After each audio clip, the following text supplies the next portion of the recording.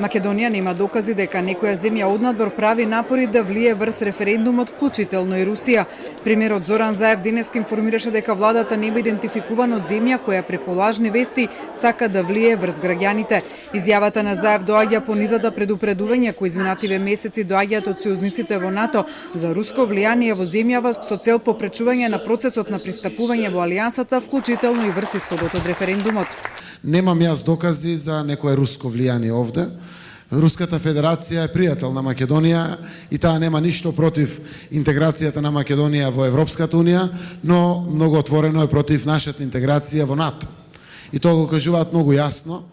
Заев од конференцијата на медиумите во Западниот Балкан во организација на Европската комисија утрова меѓу другото посочи дека лажните вести се најголем подкопувач на владењето на правото, реформските процеси и поттикнувач на насилство.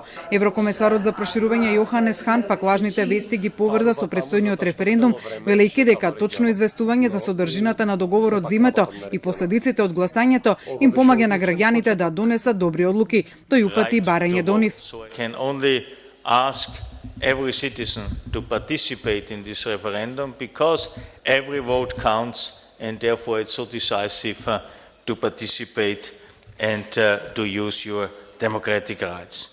За слободата на медиумите Хан подвлече дека нема да има пристапување на земјите во Европската унија без почитување на оваа слобода. Конкретно за земјава тој се надева дека законот за медиумите кој е во собраниска процедура ќе биде донесен навреме и на соодветен начин. Потенцираше дека нема слободни медиуми без независно судство. За Заев слободата на медиумите во земјава е во новинарската саморегулација, но и во почитувањето на професионалните стандарди. За нерешените случаи на напади врз новинари поради несоодветно водење на истраги од страна на полицијата и бришење на докази, Заев рече дека 3 пати имал средба со министерот за внатрешни работи и внатрешната контрола веќе разговарала со некои полициски началници за тоа.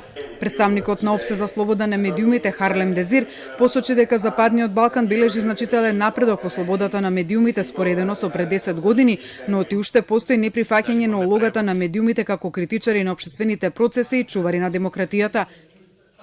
Ајде, молиме почнете уште еднаш со вашето прашање.